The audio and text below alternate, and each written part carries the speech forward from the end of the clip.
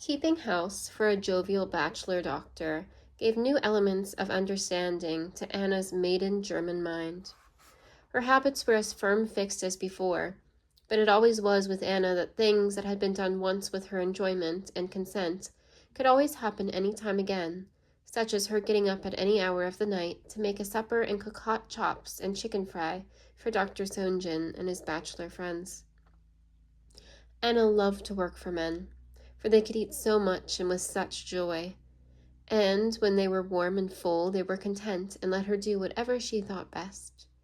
Not that Anna's conscience ever slept, for neither with interference or without would she strain less to keep on saving every cent and working every hour of the day.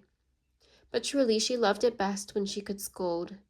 Now it was not only other girls and the colored man, and dogs and cats and horses and her parrot, but her cheery master, jolly Dr. Sonjin, whom she could guide and constantly rebuke to his own good.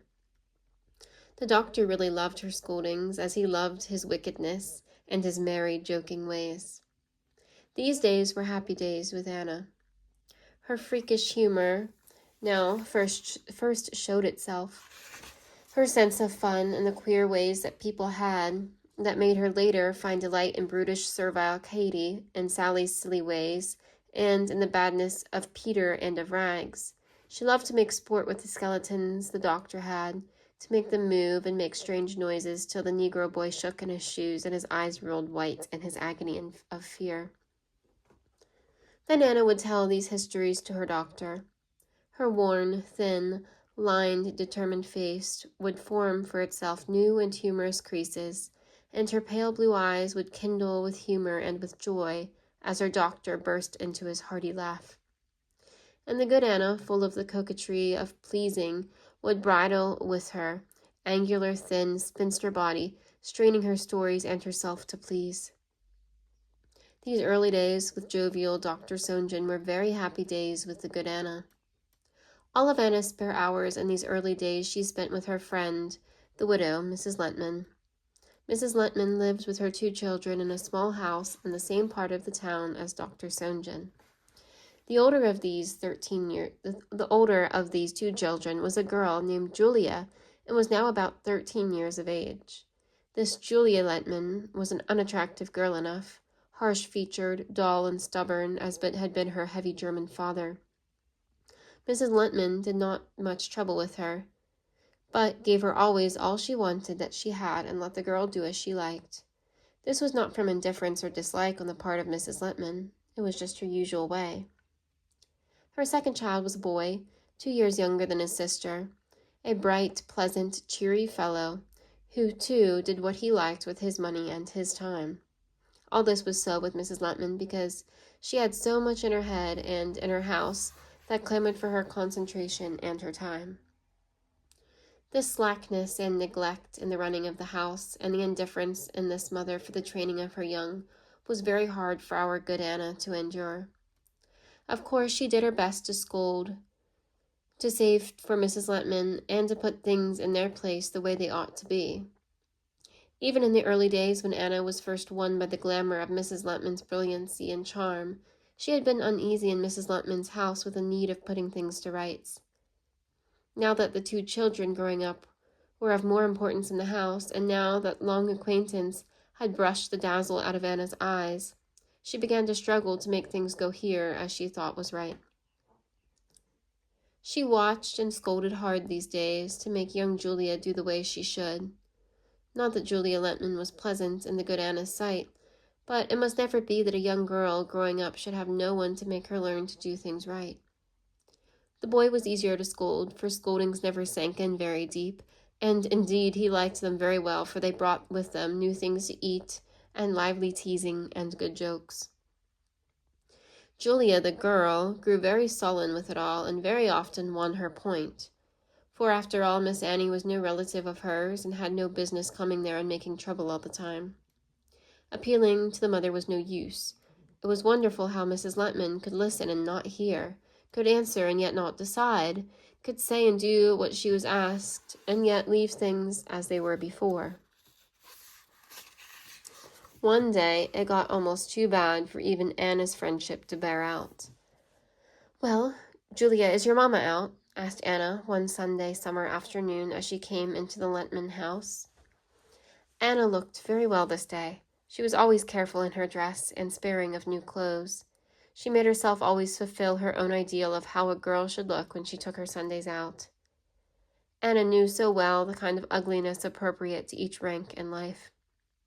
It was interesting to see how, when she brought things for Mrs. Wadsmith, and later for her cherished Miss Matilda, and always entirely from her own taste and often as cheaply as she bought things for her friends or for herself, that on the one hand she chose the things having the right air for a member of the upper class, and for the others, always the thing having the awkward ugliness that we call Dutch. She knew the best thing in each kind, and she never in the course of her strong life compromised her sense of what was the right thing for a girl to wear.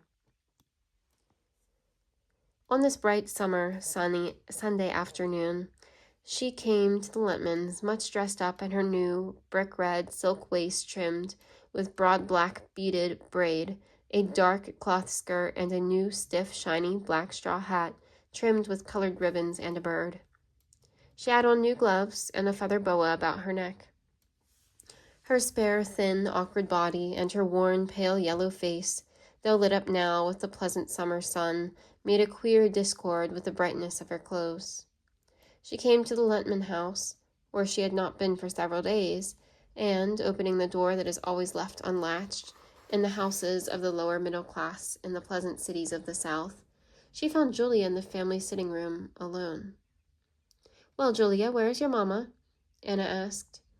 "Ma is out, but come in, Miss Annie, and look at our new brother." What you talk so foolish for, Julia?" said Anna, sitting down. "I ain't talking foolish, Miss Annie. Didn't you know Mamma has just dropped a cute, nice little baby boy?" "Mamma has just adopted a cute, nice little baby boy." "You talk so crazy, Julia. You ought to know better than to say such things." Julia turned sullen. "All right, Miss Annie. You don't need to believe what I say, but the little baby is in the kitchen, and Ma will tell you herself when she comes in." It sounded most fantastic, but Julia had an air of truth, and Mrs. Lentman was capable of doing stranger things. Anna was disturbed. "What you mean, Julia?" she said. "I don't mean nothing, Miss Annie. You don't believe the baby is in there. Well, you can go and see it for yourself." Anna went into the kitchen. A baby was there all right enough, and a lusty little boy he seemed. He was very tight asleep in a basket that stood in the corner by the open door. "You mean your mamma is just letting him stay here for a little while?" Anna said to Julia, who had followed her into the kitchen to see Miss Annie get real mad. "No, that ain't it, Miss Annie. The mother was that girl Lily that came from Bishop's place out in the country, and she don't want no children, and Ma liked the little boy so much. She said she'd keep him here and adopt him for her own child." Anna, for once, was fairly dumb with astonishment and rage. The front door slammed. "There's Ma now," cried Julia, in an uneasy triumph, for she was not quite certain in her mind which side of the question she was on. "There's Ma now, and you can ask her for yourself if I ain't told you true." Mrs. Lentman came into the kitchen where they were. She was bland, impersonal, and pleasant, as if it was her wont to be. Still, today, through this, her usual manner that gave her such success in her practice as a midwife, there shone an uneasy consciousness of guilt, for, like all who had to do with the good Anna, Mrs. Lentman dreaded her firm character, her vigorous judgments, and the bitter fervor of her tongue. It had been plain to see, in the 6 years these women were together, how Anna gradually had come to lead. Not really lead, of course, for Mrs. Lentman never could be led, she was so very devious in her ways. But Anna had come to have direction whenever she could learn what Mrs. Lentman meant to do before the deed was done. Now it was hard to tell which would win out. Mrs. Lentman had her unhearing mind and her happy way of giving a pleasant, well-diffused attention. And then she had it on her side that after all this thing was already done. Anna was, as usual, determined for the right. She was stiff and pale with anger, and her fear and nervous and all a tremble, as was her usual way when a bitter fight was near. Mrs. Lentman was easy and pleasant as she came into the room. Anna was stiff and silent and very white. "We haven't seen you for a long time, Anna," Mrs. Lentman cordially began. "I was just getting worried thinking you was sick. My, but it's a hot day today. Come into the sitting room, Anna, and Julia will make us some iced tea. Anna followed Mrs. Luntman into the other room in a stiff silence, and when there she did not, as invited, take a chair. As always with Anna, when a thing had to come, it came, very short and sharp. She found it hard to breathe just now, and every word came with a jerk. Mrs. Luntman, it ain't true that Julia said about your taking that Lily's boy to keep. I told Julia when she told me she was crazy to talk so. Anna's real excitement stopped her breath and made her words come sharp and with a jerk. Mrs. Luntman's feelings spread her breath and made her words come slow, but more pleasant and more easy than even before. Why, Anna, she began, don't you see Lily couldn't keep her boy, for she is working at the bishop's now, and he is such a cute, dear little chap, and you know how fond I am of little fellers, and I thought it would be nice for Julia and for Willie to have a little brother. I have to be away so much, and Willie, he is running in the streets every minute all the time, and you see a baby would be sort of nice company for Julia. And you are always saying, Anna, Julia should not be on the streets so much, and a baby will be good to keep her in. Anna was every minute paler with indignation and with heat. Mrs. Luntman, I don't see what business it is for you to take another baby for your own, when you can't do what's right by Julia and Willie you got here already. There's Julia. Nobody tells her a thing when I ain't here, and who is going to tell her how to do things for that baby? She ain't got no sense what's the right way to do with children, and you out all the time, and you ain't got no time for your own neither, and now you want to be taken up with strangers. I know you was careless, Mrs. Luntman, but I didn't think that you could do this so. No, Mrs. Luntman, it ain't your duty to take up with no others when you got 2 children of your own. They got to get along just any way they can, and you know you ain't got any too much money all the time, and you were all so careless here and spend it all the time, and Julia and Willie growing big. It ain't right, Mrs. Luntman, to do so. This was as bad as it could be. Anna had never spoken her mind so to her friend before. Now it was too harsh for Mrs. Luntman to allow herself to really hear. If she really took the meaning in these words, she could never ask Anna to come into her house again, and she liked Anna very well and was used to depend on her savings and her strength. And then, too, Mrs. Luntman could not really take in harsh ideas. She was too well diffused to catch the feel of any sharp, firm edge. Now she managed to understand all this in a way that made it easy for her to say, Why, Anna, I think you feel too bad about seeing what the children are doing every minute in the day. Julia and Willie are really good, and they play with all the nicest children in the square. If you had some all your own, Anna, you'd see it don't do no harm to let them do a little as they like. And Julia likes this baby so. And sweet dear little boy, it would be so kind of bad to send him to an asylum now. You know it would, Anna, when you like children so yourself, and are so good to my Willie all the time. No, indeed, Anna, it's easy enough to say I should send this poor, cute little boy to asylum when I could keep him here so nice. But you know, Anna, you wouldn't like to do it yourself now. You really know you wouldn't, Anna, though you talk to me so hard. My, it's hot today. What you doing with that iced tea in there, Julia, when Miss Annie is waiting all this time for her drink? Julia brought in the iced tea. She was so excited with the talk she had been hearing from the kitchen that she slopped it on the plate out of the glasses a good deal. But she was safe, for Anna felt this trouble so deep down that she did not even see those awkward bony hands, adorned today with a new ring, those stupid foolish hands that always did things the wrong way. Here, Miss Annie, Julia said. Here, Miss Annie, is your glass of tea. I know you like it good and strong. No, Julia, I don't want no iced tea here. Your mamma ain't able to afford now using her money upon iced tea for her friends. It ain't right she should now any more. I go out now to see Mrs. Drayton. She does all she can, and she is sick now, working so hard, taking care of her own children. I go there now. Goodbye, Mrs. Luntman. I hope you don't get no bad luck doing what it ain't right for you to do. My, Miss Annie is real mad now, Julia said as the house shook, as the good Anna shut the door outside, with a concentrated, shattering slam. It was some months now that Anna had been intimate with Mrs. Drayton. Mrs. Drayton had had a tumor and had come to Dr. Stoneton to be treated. During the course of her visits there, she and Anna had learned to like each other very much.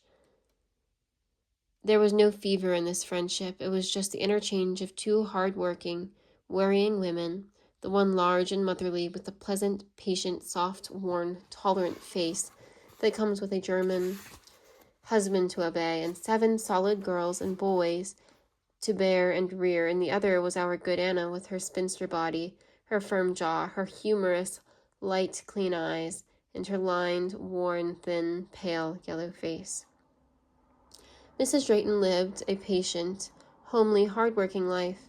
Her husband, an honest, decent man enough, was a brewer and somewhat given to over-drinking, and so he was often surly and stingy and unpleasant. The family of 7 children was made up of 4 stalwart, cheery, filial sons, and 3 hard-working, obedient, simple daughters. It was a family life the good Anna very much approved, and also she was much liked by them all.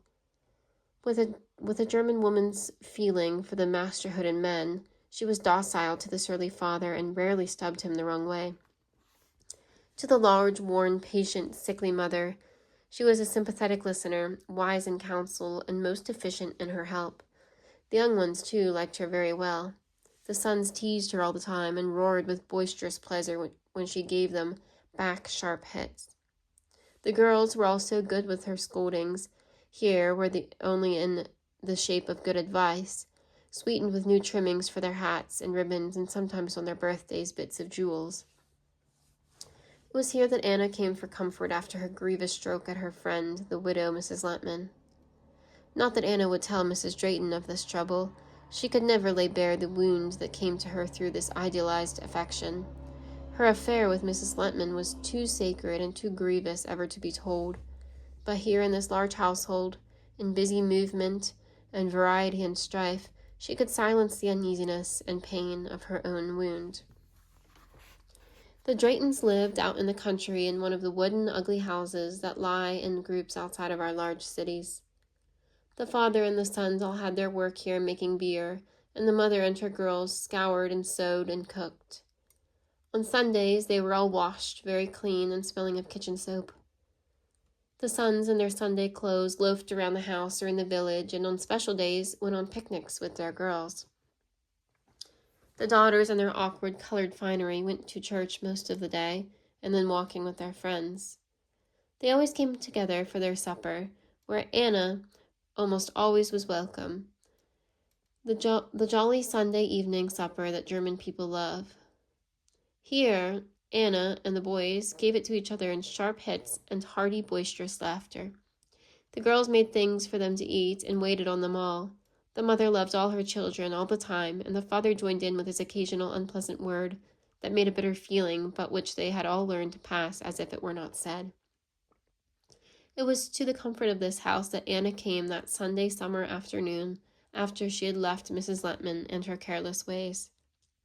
The Drayton house was open all about. No one was there but Mrs. Drayton resting in her rocking chair out in the pleasant, scented summer air. Anna had had a hot walk from the cars. She went into the kitchen for a cooling drink and then came out and sat down on the steps near Mrs. Drayton. Anna's anger had changed. A sadness had come to her. Now with the patient, friendly, gentle mother talk of Mrs. Drayton, this sadness changed to resignation and to the rest. As the evening came on, the young ones dropped in one by one. Soon the merry Sunday evening supper was begun. It had not been all comfort for our Anna, these months of knowing Mrs. Drayton. It had made trouble for her with the family of her half-brother, the fat baker. Her half-brother, the fat baker, was a queer kind of man. He was a huge, unwieldy creature, all puffed out all over, and no longer able to walk much with his enormous body and the big, swollen, bursted veins in his great legs. He did not try to walk much now. He sat around his place, leaning on his great thick stick, and watching his workmen at their work. On holidays, and sometimes of a Sunday, he went out in his bakery wagon. He went then to each customer he had and gave them each a large, sweet, raisined loaf of cakey bread. At every house, with many groans and gasps, he would descend his heavy weight out of the wagon. his good-featured, black-haired, flat, good-natured face shining with oily perspiration, with pride and labor and with generous kindness. Up each stoop he hobbled with the help of his big stick, and into the nearest chair in the kitchen or in the parlor, as the fashion of the house demanded, and there he sat and puffed and then presented to the mistress or the cook the raisined German loaf his boy supplied him. Anna had never been a customer of his. She had always lived in another part of town, but he never left her out in the bakery progresses of his, and always with his own hand he gave her her festive loaf.